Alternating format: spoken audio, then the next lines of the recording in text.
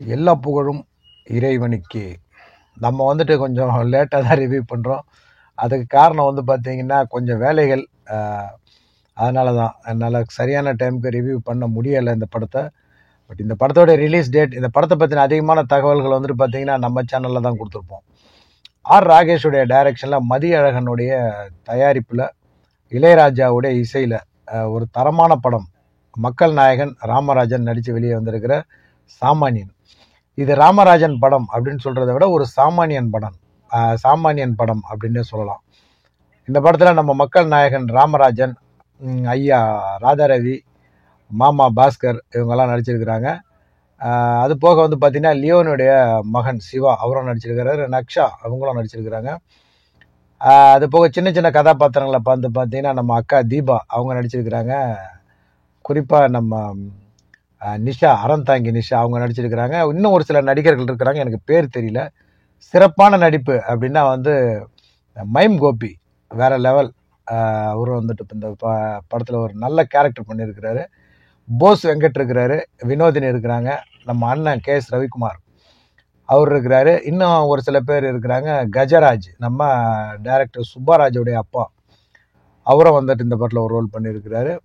இன்னும் ஒரு சில பேர் இருக்கிறாங்க, பட் எனக்கு பேர் தெரியல. விஜய் டிவியில் கலக்க போகுது சாம்பியனில் ப்ரோக்ராம் பண்ணுற ஒரு பையன் அவர் கூட இருக்கிறாரு. அவர் தான் வந்துட்டு ராமராஜனுடைய ட்ராவல் பண்ணுறாரு ஸ்டார்டிங்லேருந்து. த்ரோன்லாம் ஆப்ரேட் பண்ணுறாரு. ஒரு அடையாளத்துக்காக சொல்கிறேன், அவர் பேர் எனக்கு டக்குன்னு ஞாபகத்துக்கு வரல. ஸோ நிறைய நடிகர்கள் இருக்கிறாங்க. எல்லாருக்குமே வந்து பார்த்தீங்கன்னா கொஞ்சம் கொஞ்சம் சீன்ஸ்.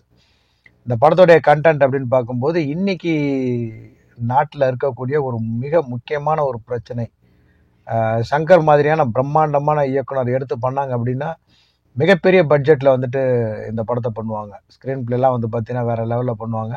பெரிய பட்ஜெட் அப்படிங்கும்போது அது ஒரு பெரிய படமாக தான் இருக்கும் இல்லையா? ஸோ அதே படத்தை வந்து பார்த்தீங்கன்னா ரொம்ப அழகாக ராமராஜனை வச்சுக்கிட்டு ராகேஷ் பண்ணியிருக்கிறாரு. படத்துடைய கதை அப்படின்னு பார்க்கும்போது, இங்கே பேங்க்கு, லோனு, கவர்மெண்ட்டு இந்த மாதிரி மாட்டிக்கிட்டு அவஸ்தைப்படுறதை பற்றி தான் சொல்லியிருக்கிறாங்க. ஸோ அதை பற்றி சொல்கிறதுக்கு ஒன்றும் விஷயம் இல்லை. ஏன்னா அது ரொம்ப சின்ன விஷயம் தான். அதை நீங்கள் படத்தை பார்க்கும்போது நீங்கள் என்ஜாய் பண்ணணும் அப்படிங்கிறதுக்காக தான் நான் கதையை சொல்லலை. ஸோ ராமராஜன் வந்து பார்த்தீங்கன்னா மிலிட்ரியில் ஒர்க் பண்ணிகிட்டு இருக்கிறாரு. அவர் வந்துட்டு ஒரு சூழ்நிலையின் காரணமாக கிராமத்துக்கு வராரு. அப்படியே அவர் லைஃப் போய்கிட்டு இருக்கு. வழக்கம் போல் பழைய படங்கள் போல் செண்பகமேலாம் பால் கறந்துக்கிட்டு பாட்டு பாடிக்கிட்டு அப்படியே ஜாலியாக இருக்கிறார். அவருடைய நண்பன் வந்து பார்த்தீங்கன்னா நம்ம மாமா பாஸ்கர் மாமா செம்ம நடிப்பு. பாஸ்கர் மாமாவை பொறுத்த வரைக்கும் எப்பயுமே வந்து பார்த்தீங்கன்னா அவர் படத்தில் நடிக்கும்போது சிரிச்சாலும் சரி, பேசினாலும் சரி, அவர் பல்லு வெளியே தெரியாது. அதை வந்துட்டு ராகேஷும் யோசிச்சிருப்பார் போல். நான் பல முறை யோசிச்சிருக்கேன். ராகேஷ் யோசிச்சிருப்பார். அதனாலே வந்து பார்த்தீங்கன்னா மாமாவுக்கு ஒரு செட்டு பல்லு வெளியிலே கட்டி கொடுத்துருக்கிறாரு. நல்ல நடிப்பு பாஸ்கர் மாமாவை பொறுத்த வரைக்கும். எனக்கு எல்லா படங்களும் சரி, அவர் வந்து போனாலே போதும், அவருடைய நடிப்பு வேற மாதிரி இருக்கும். இதில் தரமாக நடிச்சிருக்கிறாரு அப்படின்னு தான் சொல்லணும். அதே மாதிரி வந்துட்டு ஒரே ஒரு காட்சி தான், நம்ம அறந்தாங்கி நிஷா அவங்க வராங்க. ரொம்ப ஸ்லிம்மாக இருக்கிறாங்க. ஒருவேளை படத்தில் ஐ மூலியமாக கொண்டுட்டு வந்துட்டாங்களா இல்லை அறந்தாங்கி நிஷா தானா அப்படின்னு தெரியல. ஒரு சீன் வந்தாலும் வந்து பார்த்தீங்கன்னா மக்கள் நாயகனோட கிளாஷ் ஆகிற மாதிரி ஒரு சீன். அந்த காலகட்டத்தை நினைவுபடுத்திட்டு போவாங்க. அவங்களோட என்ட்ரி வந்து அதே மாதிரி தீபாக்கா ஒரே ஒரு டைலாக் கொடுத்தாலும் சரி, அவங்க அந்த கொஞ்சம் செல்லமாக பேசுகிற அந்த அழகு இருக்கா, தீபாக்கா தான். 2-3 இடங்களில் வந்து நல்லா பர்ஃபார்மன்ஸ் பண்ணியிருக்கிறாங்க. குறிப்பாக சொல்லணும் அப்படின்னா அந்த வீட்டுக்கு வந்துட்டு கலெக்ஷன் பாய் வந்துட்டு பேசுகிற இடம் வந்து பார்த்தீங்கன்னா அடித்து தூக்கி விட்டேறிவாங்க. ஸோ அந்த இடம்லாம் வந்து பார்த்தீங்கன்னா தீபாக்கா வேறு லெவலில் பண்ணியிருப்பாங்க. அதே மாதிரி சொல்லணும் அப்படின்னா கதாநாயகி வந்துட்டு பார்த்தீங்கன்னா ரொம்ப அழகாக எக்ஸ்ட்ரானரியாக இருக்கிறாங்க. லியோனுடைய மகன் அவரும் வந்து பார்த்தீங்கன்னா பர்ஃபார்மன்ஸ், அது என்ன கதாபாத்திரம் அவருக்கு கொடுத்துருக்குறாங்களோ, என்ன லிமிட்டேஷன், அவர் இவ்வளோ தான் நடிக்கணும் அப்படிங்கிற மாதிரி அதை பர்ஃபெக்டாக பண்ணியிருக்கிறாரு. நம்ம கதாநாயகியும் வந்து பார்த்தீங்கன்னா நல்லா பண்ணியிருக்கிறாங்க, நல்லா நடிச்சிருக்கிறாங்க, அவங்கள குறை சொல்ல முடியாது. அதே மாதிரி நம்ம அண்ணன் ராதாரவி அவரும் வந்து பார்த்தீங்கன்னா உடல் சூழ்நிலை சரியில்லாத காலகட்டத்தில் நடிச்சிருப்பார் போல். ஸோ டப்பிங்க்கும் அவருடைய அந்த ஆக்டிங்க்கும் வந்து பார்த்தீங்கன்னா சில இடங்களில் ஒத்து போகலை அப்படின்னாலும் ராதாரவி தான். சும்மா அவங்களாம் ஸ்க்ரீன் ப்ரெசன்ஸ் வந்தாலே போதும், அது வந்துட்டு சீன் அப்படியே வேற மாதிரி அள்ளிக்கிட்டு போயிடும் அப்படின்னு சொல்லலாம். அவருடைய பர்ஃபார்மன்ஸும் வந்து பார்த்தீங்கன்னா சூப்பராக இருக்குது.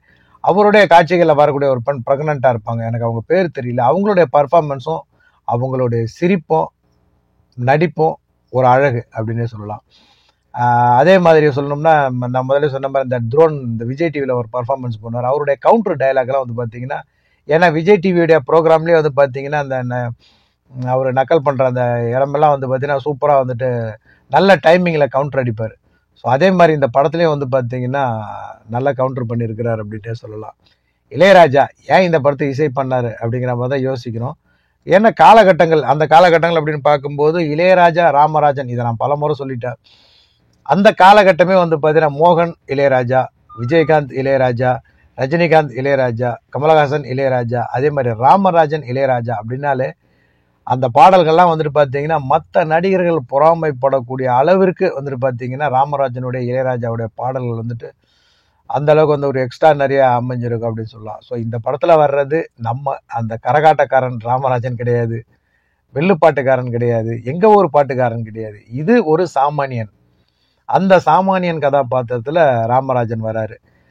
இந்த படத்துடைய கதை என்ன அப்படின்னு சொல்லி ஒரு லைன் பார்த்துடலாம். என்ன அப்படின்னா, ஏன்னா முழுசா கதையெல்லாம் சொல்லிட்டோம் அப்படின்னா இந்த படத்தில் ஒன்றும் இருக்காது. நீங்கள் படத்தில் போய் தேட்டரில் உட்காந்து நீங்கள் ரசிக்கணும். அந்த மாதிரியான ஒரு சீரியஸான கண்டென்ட் தான், ரொம்ப ரொம்ப சீரியஸான கண்டென்ட் தான். மக்கள் இந்த லோனை வாங்கிக்கிட்டு எந்தெந்த வகையில் அவஸ்தப்படுறாங்க அப்படிங்கிறது. ஏன்னா இந்த ஃபோன் டார்ச்சர்னு ஒன்று இருக்குது பாருங்களேன். அதாவது இந்த போஸ்ட் பெய்டுக்கெல்லாம் நம்மளை போட்டு சும்மா சாதாரண ப்ரீபெய்டு நம்ம ரீசார்ஜுக்கு ஓயாமல் ஃபோன் அடிப்பாங்க. உங்களுடைய நெட்ஒர்க் இன்னைக்கு டிஸ்கனெக்ட் ஆகுது, காலையில் ஏஞ்சவொடனே கட் ஆகிடும், ராத்திரி கட் ஆகிடும், 5 மணி கட் ஆகிடும், 7 மணி கட் ஆகிடும்னு இந்த ப்ரீபெய்டுக்கே வந்து பார்த்தீங்கன்னா நம்மளை ஃபோன் டார்ச்சர் பண்ணுவாங்க. அந்த அளவுக்கு ஃபோன் டார்ச்சர் பண்ணுவாங்க. அதுவும் போஸ்ட் பெய்டுன்னா ஒரு நாளைக்கு 50 பேர் கால் பண்ணுவான். சார் உங்களை பெண்டிங் நிற்குது, சார் உங்களுக்கு இந்த பெண்டிங் நிற்குது, சார் உங்களுக்கு அந்த பெண்டிங் நிற்குது அப்படின்னு சொல்லிட்டு. ஸோ இதை நாம் கட்டக்கூடிய இந்த மாதிரி பிரச்சனைகள், அதுவும் பேங்க்கில் ஒரு லோன் எடுத்துட்டோம்னா அவனுங்க எந்த அளவுக்கு வந்துட்டு நம்மளை ஆளுங்களை விட்டு வீட்டில் டார்ச்சர் பண்ணுறது, எந்த அளவுக்கு கேவலமாக நம்மளை பேசுறது, எந்த அளவுக்கு ஒஸ்ட்டாக நம்மளை ரோட்டில் நிற்க வச்சு திட்டுறது, வீட்டில் வச்சு திட்டுறது, வெளியில் வச்சு திட்டுறது, இந்த மாதிரி டார்ச்சர்லாம் வந்து பார்த்தீங்கன்னா அனுபவிக்கிறவங்க வந்துட்டு கொண்டாடக்கூடிய ஒரு படம் அப்படின்னே சொல்லலாம். ஸோ அந்த அளவுக்கு வந்துட்டு பார்த்தீங்கன்னா எக்ஸ்ட்ரானரியான ஒரு பர்ஃபார்மன்ஸ் அந்த படத்தில். இந்த மாதிரியான காட்சிகளில் வர்ற எல்லாருக்குமே ராமராஜன் தான் வேற லெவல். அவரை பற்றி எதுவுமே சொல்லலை அப்படின்னு சொல்லி பார்க்காதீங்க. நீங்கள் படத்தில் போய் ராசிங்க அவரை.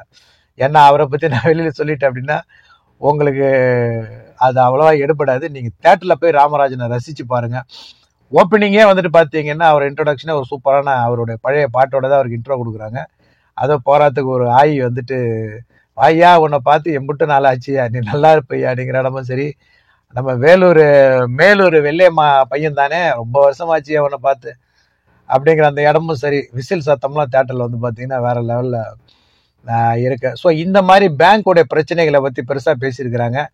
வாடகை வீட்டில் இருந்தோன்னு வச்சுக்கோங்களா, அங்கே ஒரு சில டாக்ஸாக சில 2 கால் டாக்ஸும் வந்து பார்த்தீங்கன்னா சில வீடுகளில் நம்ம போனால் ஒரு பேச்சு, வந்தால் ஒரு பேச்சு, நின்னா ஒரு பேச்சு, உட்காந்தா ஒரு பேச்சு, தண்ணி போட்டால் ஒரு பேச்சு, தண்ணி சிந்தினா ஒரு பேச்சு, குடத்தை 2 குடம் திருப்பினா ஒரு பேச்சுன்னு இந்த வீட்டில் இருக்கக்கூடிய சில ஹவுஸ் ஓனர்ஸ்லாம் வந்து பார்த்தீங்கன்னா குடைச்சல் இருக்கு பார்த்தீங்கன்னா நிம்மதியாக தூங்க கூட விட மாட்டாங்க. வெளியில் வர முடியாது, வெளியில் வந்தால் ஒரு பேச்சு, உள்ளே போனால் ஒரு பேச்சுன்னு. ஸோ அந்த மாதிரி பிரச்சனைகள் எல்லாம் வந்து பார்த்தீங்கன்னா இந்த படத்தில் ரொம்ப தெளிவாக சொல்லியிருக்கிறாங்க. இதனால் அவங்க எடுக்கிற முடிவு சரி ரொம்பவே தப்பாக போய் முடியுது. மைம் கோபியோட பர்ஃபார்மன்ஸு சூப்பராக இருக்குது. இனிமேல் வந்து பார்த்தீங்கன்னா பல படங்களில் அவருக்கு ஒரு பெரிய கதாபாத்திரம் கொடுங்க அவருக்கு. ஏன்னா அருமையான எக்ஸ்ட்ரானரியான ஒரு நடிகர் மைம் கோபி.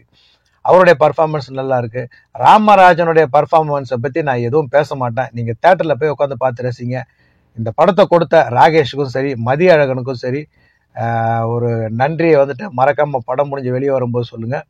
இந்த படத்தை போய் தேட்டரில் போய் பாருங்கள். படம் நல்லா இருக்குது, எக்ஸ்ட்ரானரியாக இருக்குது. இன்னைக்கு இருக்கக்கூடிய பிரச்சனைகளை எக்ஸ்ட்ரானரியாக சொல்லியிருக்கிறாங்க, ரொம்பவே விளக்கமாக சொல்லியிருக்கிறாங்க, கண்ணீரோட சொல்லியிருக்கிறாங்க. படத்தை மறக்காமல் பாருங்கள். உங்கள் அக்கம் பக்கம் தேட்டரில் எதுவும் ஓடிச்சுன்னா இன்றைக்கே போய் படத்தை பாருங்கள். எல்லா புகழும் இறைவனுக்கு.